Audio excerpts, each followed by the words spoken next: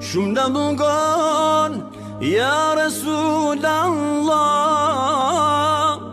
zemra të don, ja Habib Allah, jam betu. Për të vetëm ka thënë Krijuesi i Madhëshëm, laqad kana fi rasulillahi uswatun hasana. Më vërtet, në të dërguarin e juaj ka shëmbëtyr, do të ka shëmbëtyrën më të mirë. Që të thotë unë, a nuk e kam për obligim do të me pas shëmbëtyr e Isa Najsan? Nuk e kam për obligim me pas shëmbëtyr të gjithë pejgamberët? Jo, ti do është me pas të bihuda unë nuk të ti do të me udhëzimin e tyre do të udhëzohesh. Mirë po, s'ke mundësi me i pasu gjithë pejgamber.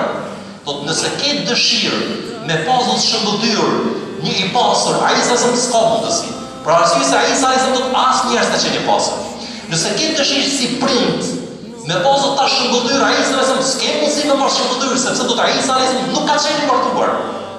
Do në brapni do të librin e ditë mrekullueshëm, Kodi Leonardo da Vinci e pron me këmbguli që do taj ka qenë do t'i martuar, për e vërtet është me këmbguli sa i s'ka qenë do t'i martuar, s'ka pas do pasardhës. Nëse ke dëshirë do t'jetë me qenë do si lider, edhe do me marrë si rënek shëmbëtyr, a Isa Najsan s'ke mundësi do të marrë, sepse ai as njerëz ka qenë do të lider. Ka qenë lider shpirtëror, por lider mbështetas nuk ka qenë.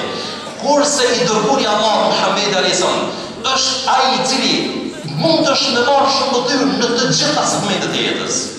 Edhe si i ri, edhe si i martuar, edhe si bab, edhe si mbështetas, edhe si i varfër, edhe si i pasur, edhe do të në kohën e luftës, edhe në kohën e paqes, e ke shëmbëtyrën do të ditë në llogarisë. Ai është Muhamedi alayhis salam.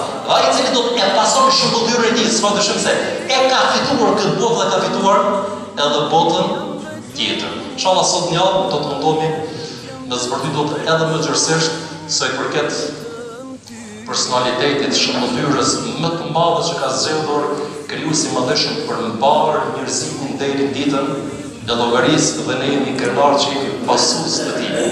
Jemi krenar që i pasojmë të gjithë pejgamberët, por në mënyrë të veçantë Muhammedin alayhis salam.